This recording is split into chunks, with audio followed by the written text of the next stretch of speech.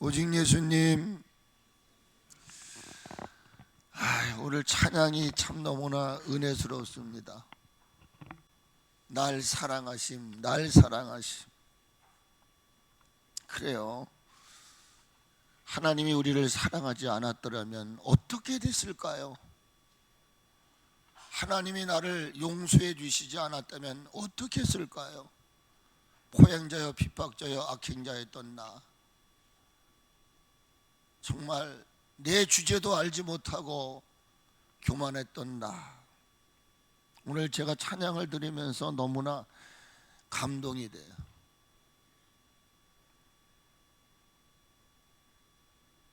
여러분, 하나님 사랑하시기를 주의 이름으로 축복합니다. 언제 어느 때 우리 순간 끝납니다. 노예 목사님 한 분, 매형되시는 분이 나이가 73이래요. 아침에 나가다가 그냥 쓰러졌대요. 심정지가 돼가지고. 여러분, 사는 동안 악하게 살지 마시고요, 선하게 사시고요, 용서하고 사시고요, 이해하고 사세요. 그것이 우리가 마지막 해야 할 일인 줄 믿습니다. 저는 우리 오늘 성도들이 바라는 소원과 소망이 이루어지기를 갈망하고 있습니다. 그래서 하나님이 저에게 시편 37편 1절로 9절의 말씀을 주셨어요. 이 말씀을 지금 한 절 한 절 여러분과 함께 강해를 해가고 있습니다. 우리가 바라고 기대하는 소원이 이루어지기 위해서는 첫째로 1절과 2절에서 비교하지 말아라. 여러분, 절대로 비교하지 않으시기를 축복합니다. 두 번째로는 3절에서 두 가지 얘기를 하세요. 철저하게 하나님을 신뢰하라, 의뢰하라, 의지하라고 말씀하십니다. 이것은 하나님과 조인된 걸 얘기하는 거예요. 내 안에 주님이 내 안에 거하심으로 나를 떠나서는 아무것도 할 수 없다, 그 말이에요. 철저하게 하나님 앞에 묶여진 자가 저와 여러분들인 줄로 믿으시기 바랍니다. 바울은 말씀에 매여 성령에 매여 사명에 매여 복음 증거하는 일에 매여 자기를 돌보지 않았어요. 그러나 하나님이 그를 돌보시고 이끄신 줄로 믿으시기를 바랍니다. 철저하게 하나님 의지하세요. 철저하게 하나님 의지하는 삶은 이론이 아니라 선을 행하는 것입니다. 내가 선을 행하는 것이 아니라 내 안에 선이 되시는 주님이 우리를 악한 자리로 이끌어가지 않아요. 하나님은 절대로 여러분 망하는 자리에 이끌어가지 않아요. 이 악한 것들이 우리 마음속에 들어오면요, 선은 사라지고 판단하고 비평하고 욕하고 이래요. 근데 하나님은 그런 분이 아니란 말이에요. 그러므로 그분이 우리를 끌어가요. 어디로? 선으로, 긍정으로, 빛으로. 그러므로 철저하게 하나님을 의지하는 삶은 내 안에 계신 그분이 행하시는 선을 행하는 거예요. 이 선은 구제 이런 의미가 아니에요. 착하게 살으라는 겁니다. 착하게 살으라는 거예요. 착하게 사는 게 뭡니까? 하나님을 기쁘시게 하는 겁니다. 여러분, 하나님을 기쁘게 하면 나도 기뻐. 아멘인가요? 여러분, 상대를 기쁘게 해보세요. 나도 기쁜 거야. 근데 상대에게 그냥 송곳같이 찔러버리면 내 마음이 편한 줄 아세요? 여러분, 앞으로 편하지 않은 삶 살지 마시고요, 편안한 삶을 사셔야 돼요. 그러기 위해서는 주님을 기쁘시게 해드려야 된다. 하나님을 기쁘시게 해드려야 된다. 그게 4절 말씀이었어요. 여호와를 기뻐하라. 그러면 내 마음의 소원을 이루어 주시리라. 오늘은 5절의 말씀을 중심해서 말씀드립니다. 우리가 바라고 기대하는 소원을 이룰 수 있는 길은 뭐냐? 5절을 같이 한번 읽습니다. 시작. 내 길을 여호와께 맡기라. 그를 의지하면 그가 이루시고. 아멘. 여러분 올 한 해 남은 여생 여러분이 꿈꾸고 기대하고 바라는 비전들이 내 삶의 목전에서 이루어지는 이 놀라운 사실을 목격하기를 원하신다면 맡기십시오. 여러분의 모든 삶을 하나님께 맡기는 믿음의 삶 살아가시기를 축복합니다. 할렐루야. 이 5절 말씀을 쉬운 성경에서는 어떻게 번역을 하고 있습니까? 쉬운 성경을 같이 한번 보세요. 여호와께 여러분의 길을 맡기고 그분을 굳게 믿으십시오. 그리하면 주님께서 다 이루어 주실 것입니다. 여러분, 내가 힘쓰지 말라는 거예요. 하나님이 다 이루시도록. 왜? 하나님은 나보다 더 위대하신 분이에요. 더 좋게 아름답게 유익하게 하시는 분이기 때문에 그렇다. 새 번역에서는 이렇게 번역을 하고 있습니다. 내 갈 길을 주님께 맡기고 주님만 의지하여라. 그리하면 주님께서 이루어 주실 것이다 라는 번역을 해요. 이 말의 의미가 뭡니까? 의지하고 신뢰한다는 것은 이론이 아니라 이 말이에요. 맡기는 겁니다. 맡기는 겁니다. 이 맡긴다는 말은 다른 게 아니에요. 모든 결정, 모든 결론, 모든 마침, 모든 마무리를 내가 좌지우지하지 말라는 거예요. 오직 하나님께 있음을 굳게 믿고 맡기라는 거예요. 모든 게 결론을 내가 내리려고 그래. 모든 결정을 내가 하려고 그래. 모든 끝과 마침과 마무리를 내가 하려고 그래. 그럼 뭐하러 기도하고 신앙생활해요? 여러분이 다 아시죠? 하나님을 믿는 사람들은요, 적어도 일의 시작과 끝을 하나님께 묻고 하나님께 맡기는 지혜가 있어야 될 줄로 믿습니다. 왜 그러느냐? 같이 한번 해보세요. 하나님은 공정하신 분이기 때문에, 누구 편에 쓰시는 분이 아니에요. 편견이 없으신 분이에요. 모두가 하나인 것입니다. 그러므로 하나님께 맡길 때 그 하나님은 공정한 재판관이 되신다고 말이에요. 뿐만 아니라 하나님이 이루시고 하나님이 성취해 가시기 때문인 것입니다. 이에 대해서 지혜의 왕 솔로몬 왕에게 이렇게 말씀하십니다. 잠언서 16장 1절로 3절에 보게 되면 이런 말이 있어요. 마음의 경영이 뭐예요? 내가 하고자 하는 계획, 내가 이루고자 하는 뜻, 내가 달성하고자 하는 목적을 얘기하죠. 그건 우리에게 있다 이 말이에요. 내가 오늘도 이렇게 해야지, 내가 이런 걸 할 거야. 그러므로 마음의 경영은 너에게 있을지 몰라도 그 네가 경영하는 말의 결론은, 응답은 어디로부터 온다는 말이에요?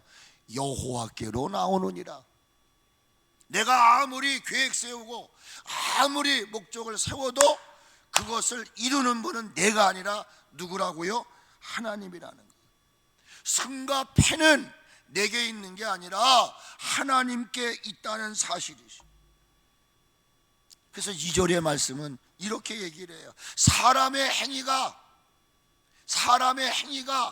자기 보기에는 모두 깨끗한 거야. 이게 문제란 말이에요. 나의 초라한 모습을 발견을 못해. 나에게는 어마어마한 들보가 있는데도 나는 완벽하다고 얘기를 한다. 그래서 사람의 행위가 자기 보기에는 모두 깨끗하여도 중요한 게 있다 이 말이에요. 하나님은 너의 심령을 다 깨뚫고 있다 이 말이에요. 여호와는 감찰하신다. 그러니 큰 소리 치지 말고 좀 용서하시고 들으세요.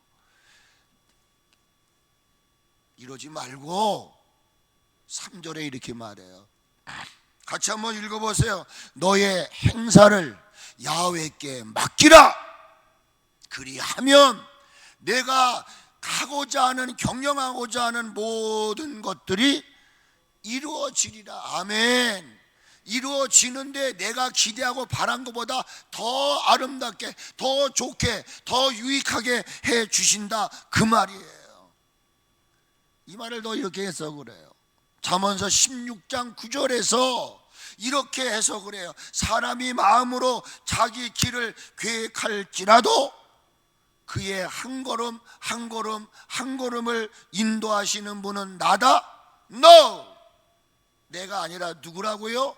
너를 지으신 하나님, 너를 부르신 하나님, 너는 내 거야. 네 몸은 네 몸이 아니라 하나님이 거하시는 성전이다, 이 말이에요. 그러므로 하나님이 우리의 일거수일투족을 지키시는 거예요. 그러므로 여러분요, 침 삼킬 동안도 놓치지 않으시는 거예요. 그 놀라운 하나님이 여러분의 하나님이신 줄로 믿으시기를 축복합니다. 잠언서 20장 24절에서는 이렇게 이야기를 합니다. 사람의 걸음은 여호와로 말미암았나니. 오늘도 여러분 교회를 가게끔 하는 이 마음을 하나님이 허락하신 거야. 내 의지로 온 것 같지만 하나님이 이끌지 않고는, 하나님이 인도하지 않으면 아버지 앞에 올 자가 없어요. 그러므로 사람의 걸음은 여호와께로 말미암나니 사람이 어찌 자기의 길을 알 수 있느냐, 이 말이요. 지금 이 시간을 살아가고 있는 이들 중에도 어떤 이들은 자신의 지혜를, 자신의 재능을, 자신의 판단을, 자신의 생각을, 자신의 경험 등을 앞세워요. 내가 최고예요. 이런 이들은 어떡합니까? 남들보다 더 자신이 월등하다고 생각을 하는 겁니다. 그러다 보니 항상 남들을 대할 때 자기 기준으로 무시하고 업신여기는 거예요. 이게 뭐냐? 여러분, 하나님을 모르는 사람들의 모습이다, 그 말이에요. 그러나 분명한 것은 어떤 생명도 나의 앞길에 대해서, 내 앞에 일어날 일에 대해서 정확하게 알고 있는 사람은 없다는 것입니다. 여러분, 1시간 후에 일어날 일을 아는 사람이 있으면 나와보세요. 자기의 지혜가, 자기의 재능이, 자기의 경험이 남보다 탁월한 것 같아도, 잘난 것 같아도, 자기밖에 없는 것 같아도 착각하지 마시다, 그 말입니다. 이놈아, 너는 한치 앞에 일을 내다볼 수가 없다, 이 말이에요. 근데 우리는요, 자기 잘난 맛에 사는 거예요. 그러니까 믿음이 없는 거예요. 자기 주먹, 내 마음 믿으라는 것이죠. 인간이 자신의 앞날에 대해서 모든 것을 예시하고 꿰뚫어 볼 수 있다면, 여러분은 여러분의 앞날에 대해서, 미래에 대해서 다 꿰뚫고 계십니까? 만일에 여러분 마음속으로 예 라고 답하는 사람들에게는 신앙, 믿음, 예배, 기도, 찬양, 봉사, 말씀 묵상, 말씀에 순종하라는 단어는 사치에 불과할 것입니다. 내가 내 앞날의 모든 걸 다 아는데 무슨 기도하고 찬양하고 예배드리고 왜 하나님을 섬깁니까? 내가 다 알 수 있는데요. 사치스러운 거예요. 그러나 아닙니다. 나는 무능합니다. 내 한치 앞을 내다볼 수가 없습니다라고 답하는 사람들에게는 신앙이라는 것, 믿음이라는 것, 예배라는 것, 기도라는 것, 찬양이라는 것, 섬김이라는 것, 말씀 순종하는 것 절대적이어야 됩니다. 하나님 없이는 살 수가 없어요. 네? 여러분, 신앙이 절대적이어야 되고 말씀이 절대적이어야 되는 것에 초대 기독교의 사도들은요, 오직 솔라, 오직 솔라를 외쳤잖아요. 말씀이다, 은혜다, 믿음이다, 오직 그리스도다, 오직 하나님께 영광이다. 여러분 마음속에는 어떤 답을 지니고 살아가고 있습니까? 신앙이 사치스러운 것에 불과합니까? 믿음이라는 게, 찬양이라는 게, 예배라는 게 액세서리에 불과합니까? 그렇다면 아직도 여러분은 구원받을 만한 믿음을 가지지 않은 사람이에요. 하나님이 듣기 원하시는 답에 대해 솔로몬을 통해서, 야고보서를 통해서, 베드로 사도를 통해서 명쾌하게 답을 내리십니다. 잠언서 27장 1절에 너는 내일 일을 자랑하지 말라. 하루 동안에 무슨 일이 일어날는지 너 알지 못하는 거야. 제가 지금 야고보서를 새벽마다 강의하는데 얼마나 은혜를 입는지 몰라. 아무리 잘나고 똑똑하고 권세와 권력을 가졌다 할지라도 야고보서 1장 11절에 해가 돋고 뜨거운 바람이 불어 풀을 말리고 꽃이 떨어져 그 모양의 아름다움이 없어진다 그랬어요. 야고보서 1장을 띄워주세요. 야고보 사도가 이렇게 말하는 거예요. 풀과 꽃은 인간을 뜻하는 거예요. 해가 돋고 뜨거운 바람이 불 때 내가 아무리 지식이 있고 능력 있고 권능이 있다고 거들먹대도 그 뜨거운 햇빛을 이길 수 없다는 거예요. 인간은 어떤 인간도 이길 수 없다. 그래서 그 해가 돋고 뜨거운 바람이 불 때 풀은 말리고 꽃이 시들어 버리는 거예요. 그리고 한순간 그 모양이 아무것도 아니에요. 여기 11절에 마지막에 쇠잔하니라 바닥이 나버리는 거예요.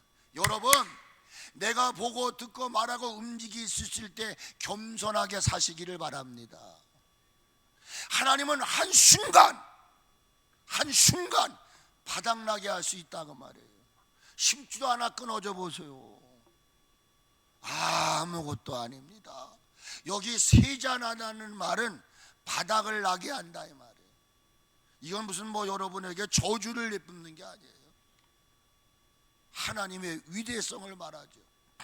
그러면서 베드로 사도가 베드로전서 1장 24절에서 25절에 이 야고보 선생의 현자의 이야기를 해석을 해줘요.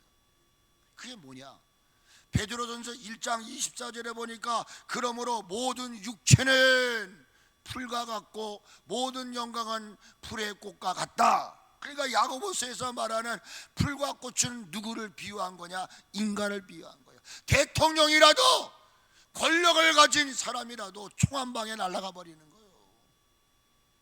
권세 있다고요?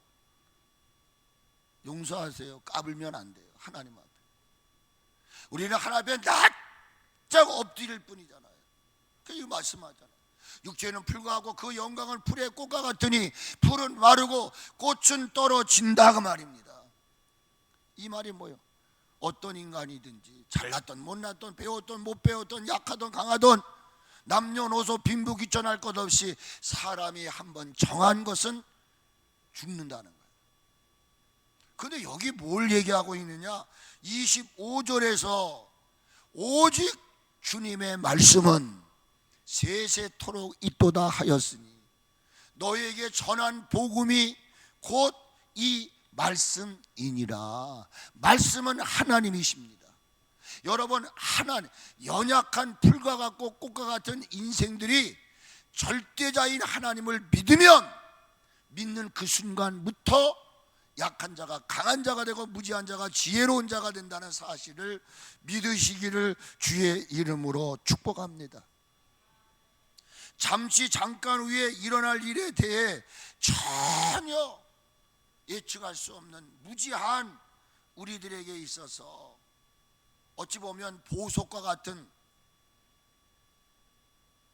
정말 내가 소중하게 여겨야 할 영성이 뭘까? 여러분, 믿음이라고 하는 영성인 줄로 믿으시기를 바랍니다. 제가 오늘 밥을 먹으면서 그 얘기를 했어요.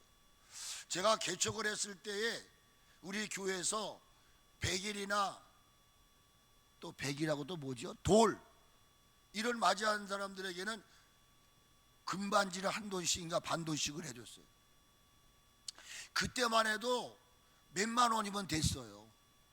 근데 내가 오늘도 뭔 얘기냐면, 왜 나에게는 그런 비전을 안 줬을까? 종아종아, 앞으로 금값이 엄청나게 오를 것이니 금을 좀 많이 사놔라. 그리고 딸랑딸랑딸랑, 야 종아, 이 어느 쪽에는 부동산 값이 엄청나게 뛸 것이니까. 저는 그런 게 전혀 없어요. 진짜요. 그래서 오늘도 우리 식구 보고, 여보, 이거 하나님이 지금 저에게도 그런 능력을 주셨으면 금덩어리를 엄청 높게 사놓고 나서 그냥 지금 뭐 한 돈에 70만 원이라며. 아마 우리 이서도 이제 메우라고 말이야. 근데 뭐 선물하기 전에는 지금 이거 엄두를 못 내겠더라니까요. 근데 우리는요, 금 같은 믿음을 주신 줄로 믿으시기를 주의 이름으로 축복합니다. 믿음이 뭡니까? 믿음은 바라는 것들의 실상이요, 보지 못하는 것들의 확실한 증거임을 믿으시기를 축복합니다. 할렐루야. 그래서 히브리서에 뭐라고 말해요? 믿음이 없이는 하나님 기쁘게 할 수 없어. 거기서 두 가지 얘기해. 그가 살아계신 것을 믿고 그를 찾는 자들에게는 반드시 상 주시는 이심을 너는 믿으라, 이렇게 얘기해요. 여러분, 믿음은 어떤 사실에 대해서 믿는 것, 리브다트가 아니에요. 그렇구나, 하나님이 세상을 창조하셨대, 이걸 얘기하는 게 아니에요. 믿음이라는 것은 리브인, 나는 믿습니다. 내 눈에 보이지 않고 내 귀에 들리지 않고 내 손에 잡히지 않을지라도 하나님을 나의 하나님으로 모시는 거예요. 그러므로 나는 하나님을 믿습니다. 나는 하나님의 종입니다. 그냥 단순하게 지식적으로만 하나님이 어떤 분이다가 아니라 그 하나님이 나의 삶을 이끌어가도록 그분한테 나의 모든 것을 위임하는 것. 하나님은 스스로 존재하시는 분이십니다. 그 스스로 존재하시는 하나님을 내가 막 좌지우지하려고 그래요. 내가 하나님이 되려고 해요. 그건 믿는 게 아니에요. 하나님을 도전하는 거죠. 그러기에 연약하고 무지하고 부족한 우리들에게 믿음만 있으면, 전 늘 외치는 거예요. 여리고성도 무너질 것이고 홍해도 갈라질 것이고, 아멘. 항상 길이 열려 있는 것입니다. 그러므로 우리가 아버지 앞에 구해야 할 것은, 주여 구원 얻을 만한 믿음을 주시옵소서. 오늘도 큰 믿음을 주시옵소서. 여러분, 구원 얻을 만한 믿음이 여러분에게 있기를 주의 이름으로 축복합니다. 그러므로 남은 삶, 내 생각, 내 지혜, 내 지능, 내 판단이 아닌 언제나 세상적인 기준으로 세상을 보면 안 돼요. 하나님의 편에서, 하나님의 관점에서, 하나님의 말씀의 관점으로 세상도 보아야만 길이 열리는 거야. 근데 여러분, 세상도 지금 자꾸만 자신의 기준으로 보잖아요. 하나님의 관점으로 보라는 것입니다. 말씀의 관점으로 볼 때 할 수 있거든요. 무슨 말이냐? 믿는 자에게는 능치 못함이 없느니라. 내게 능력 주시는 자 안에서 모든 것을 이룰 수 있느니라. 여러분이요, 저 애굽 땅 고센 땅에 있었던 이스라엘 백성들은요, 그 어마어마한 죽음의 권세가 그 고센 땅 애굽을 전체를 엎었을 때 그들은 주 안에 있는 나에게 딴 근심 없으니 기뻐하며 찬양을 했어요. 그게 뭡니까? 그 하찮게 여기는 어린 양의 피를 문설주에 바르게 되면 죽음이 피해 간다라고 하는 그것을 믿었다고 말입니다. 믿었다. 오늘 우리 대한민국이 교회가 믿음만 잃지 않으면 이 교회는 절대로 무너뜨릴 수가 없어요. 교회가 어렵고 나라가 어려우니까 이민을 간다 뭘 한다, 그게 믿는 사람들이 더 많아. 여러분, 이 나라에 문제가 생기게 되면 우리 힘으로 안 돼요. 걱정하지 마세요. 제가 늘 고백합니다. 하나님은 합력해 선을 이루시는 분임을 믿으시기를 바랍니다.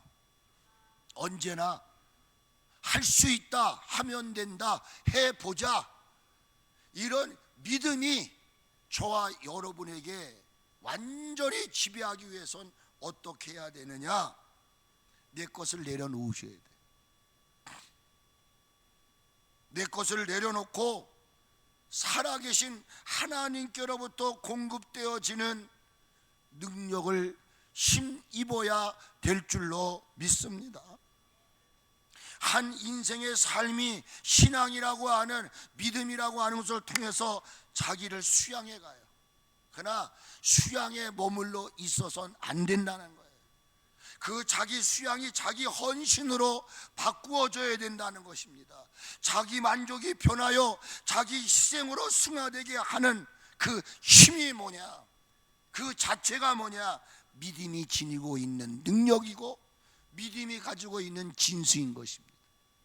신앙생활 100년 1000년을 했는데도 변화가 없어. 달라진 게 없어.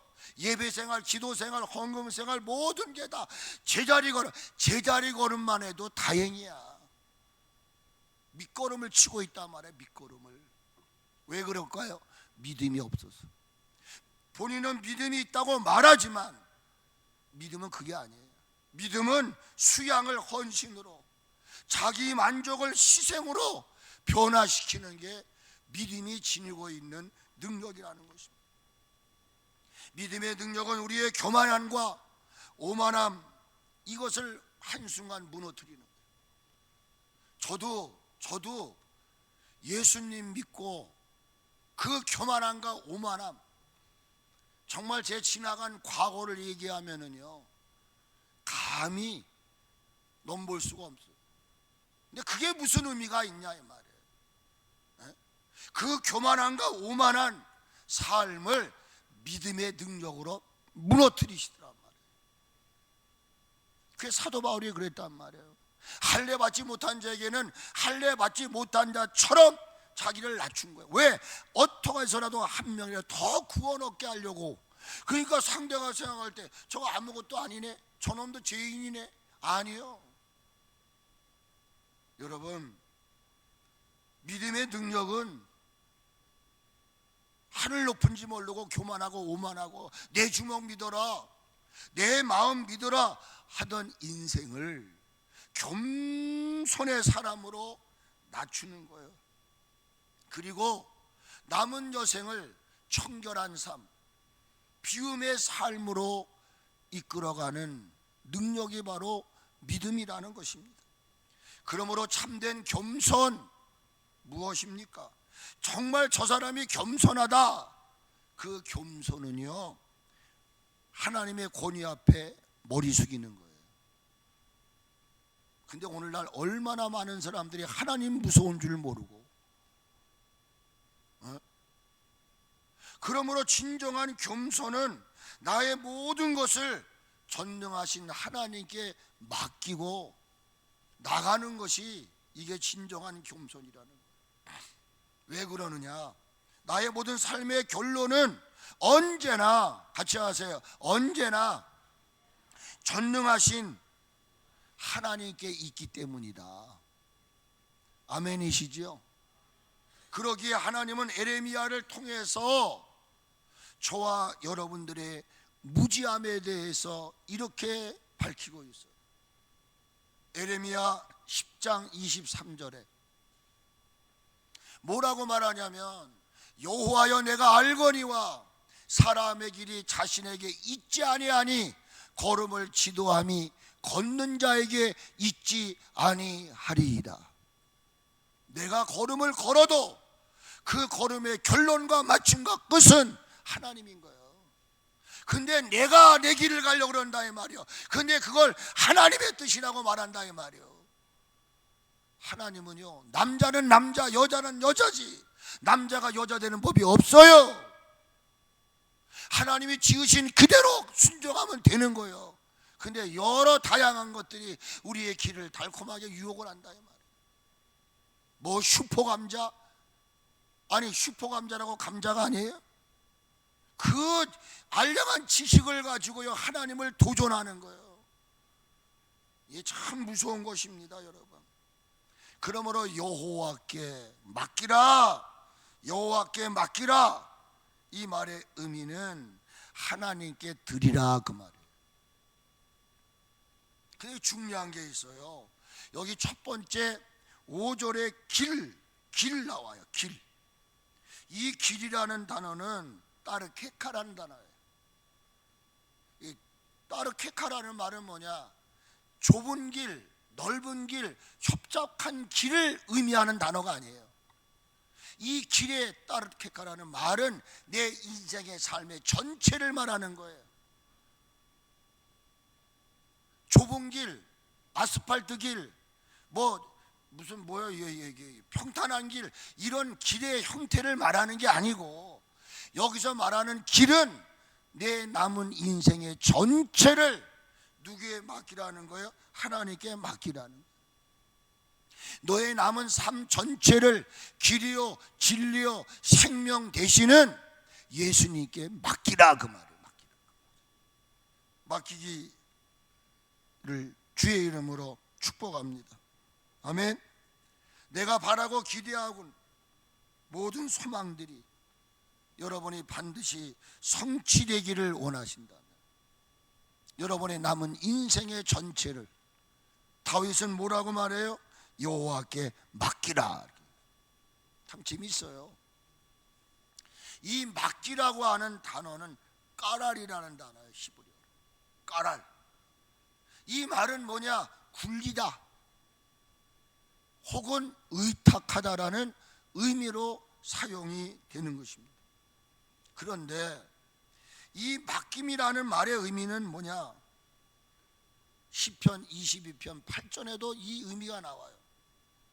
여호와께 의탁하시니 구원하실 걸. 사람이 그렇게 바라보네. 저가 하나님께 모든 걸 의탁했으니까 하나님이 구원하실 걸.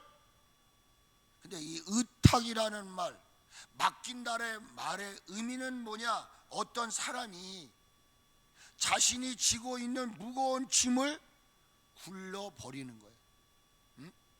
그리고 다른 사람이 그 짐을 대신하여 지는 것에서부터 파생된 표현이 바로 뭐냐? 까랄이라는 단어예요. 내가 지금 짐을 지고 있다 이 말이에요. 근데 이 짐을 굴러 던지는 거예요. 그런 그 짐을 누군가가 대신 짊어져 주는 것. 그러니까 이 말은 뭐지요? 임무를 위임하는 거예요. 이제 내가 지지 않고 이 짐을 내가 믿음으로 탁 맡기면 대신해서 내 짐을 져주시는 거죠. 그러니까 이 말이 뭐예요? 짐이 너무 무거워서 자식에 대한 짐, 물질에 대한 짐, 이 짐이 너무 무거워서 자신의 힘으로는 결코 지탱하지 못하는 거예요. 너무나 무겁고 힘드니까 지지하지 못한다는 말은 지탱하지 못함을 뜻하는 거예요. 그래서 사람이 하나님께 자신의 남은 인생의 모든 짐을 위임하는 것을 말할 때 쓰는 단어다 그 말이에요. 그래서 사도 베드로를 통해서 이 단어를 이렇게 해석을 해요. 베드로 전서 5장 7절에서 같이 한번 읽어보세요. 너희 염려를 다 주께 맡기라. 이는 그가 너희를, 베드로 전서 어디 있어요?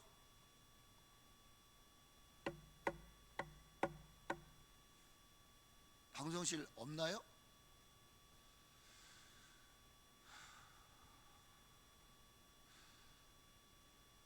베드로 전서 5장 7절에 염려를 주께 다 맡기라는 것입니다. 그러면 너희를 돌보시겠다. 하나님이 우리를 돌보신다는 겁니다. 또 시편 55편 22절에 다윗을 통해서 말씀하시죠. 내 짐을 야훼께 맡기라. 그가 너를 붙드시고, 여기 중요한 단어가 나와요. 여러분이 믿음으로 의롭다함을 받으신 걸 믿으시면 아멘 하세요. 여러분은 죄인이 아니에요. 여러분은 의인이요, 의인. 하나님은 내가 신앙생활을 지금 어떠하든지 간에 하나님은 자신의 의인들을 요동하는 걸 원하지 않으시는 거예요. 네?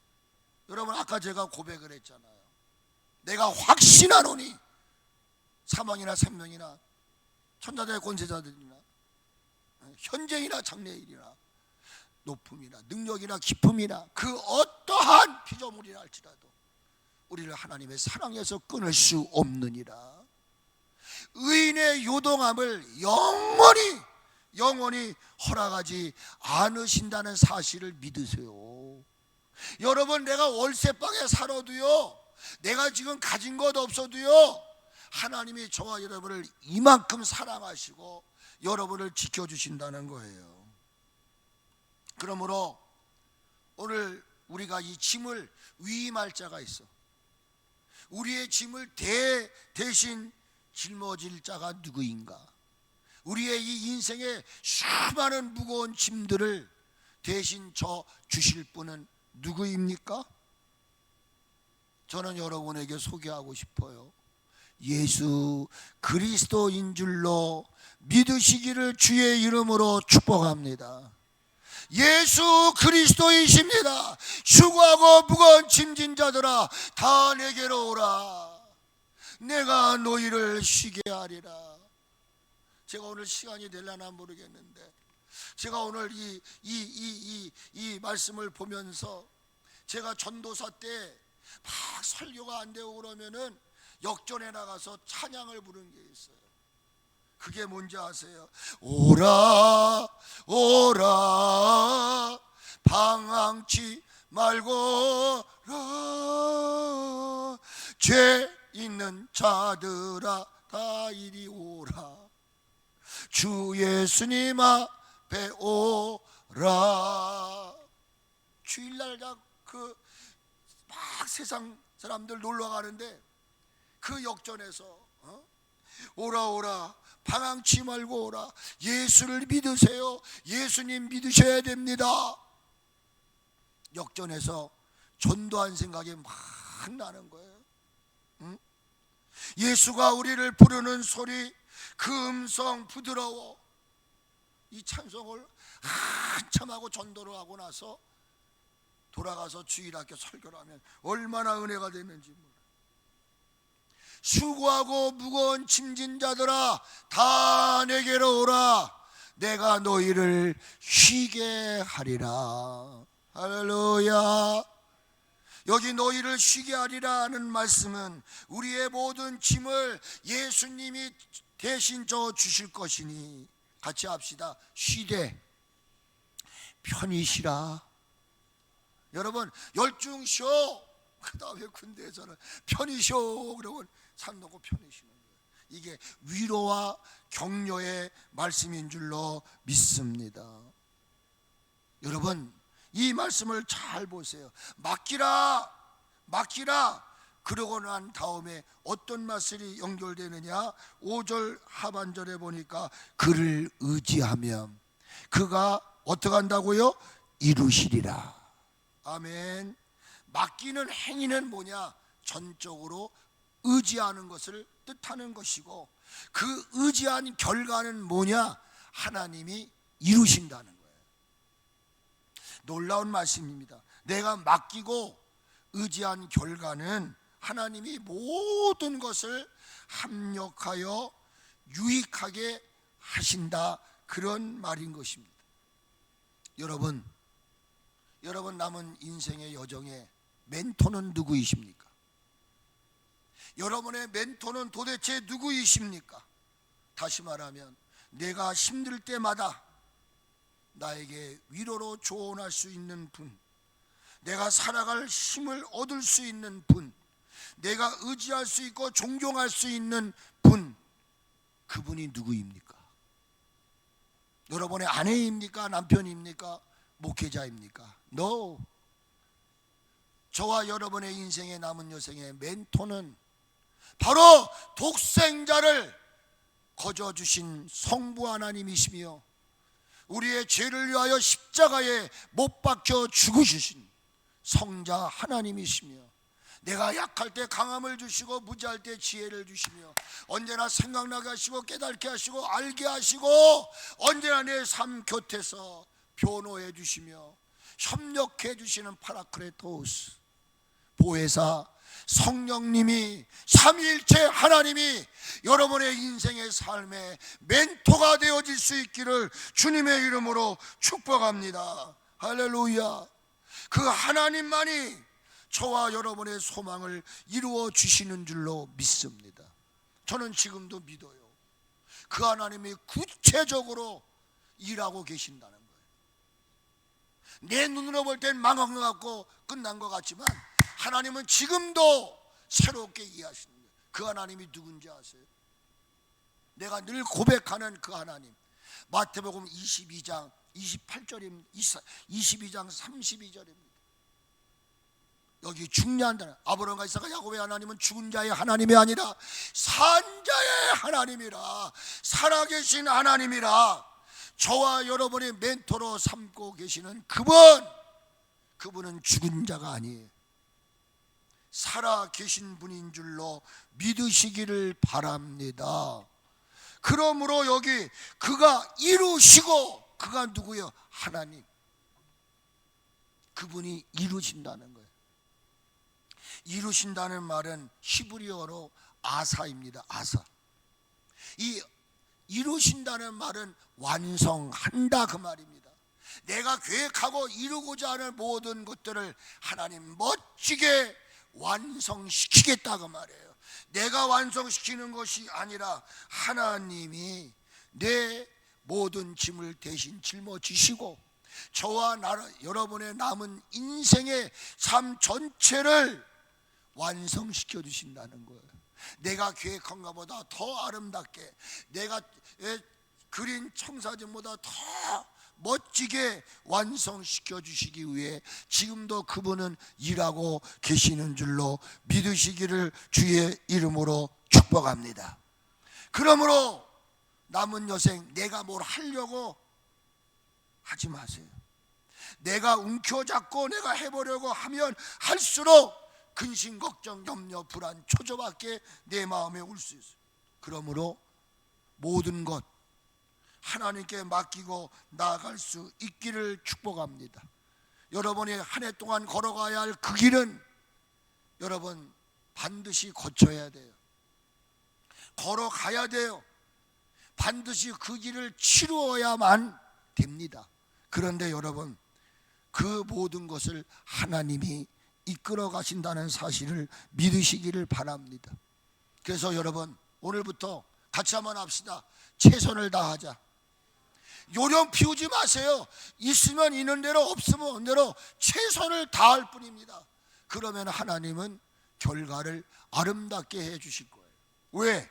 6절을 읽습니다. 같이 시작. 내 의를 빛같이 나타내시며 내 공의를 정오의 빛같이 하시리로다. 할렐루야. 말씀을 마무리합니다. 우리에게 주어진 한 해를 살아가는 동안 결과에 대하여 불안해하거나 초조해하거나 두려움 갖지 마세요. 예수님의 이름으로 이런 불안함, 초조함, 두려움을 예수 이름으로 물리치시고 내려놓으세요. 그리고 우리들이 걸어가야 할, 거쳐야 할 길이 넓고 좁고 협잡한 길이라 할지라도, 사망의 음침한 골짜기를 다닐지라도 저와 여러분을 지으시고 믿음 주신 그분은 우리를 쉴만한 물가으로 푸른 초장으로 이끌어 주실 하나님이심을 믿으시고, 여러분 오늘부터 오직 나의 의인은 믿음으로 말미암아 살리라 했으니 믿음으로 살아가는 우리 섭립교회 모든 지체들이 되어질 수 있기를 주님의 이름으로 축복합니다. 옆에 있는 분하고 우리 고백합시다. 앞으로 믿음으로 삽시다. 할렐루야. 찬양 하나 올려드리고 기도합니다.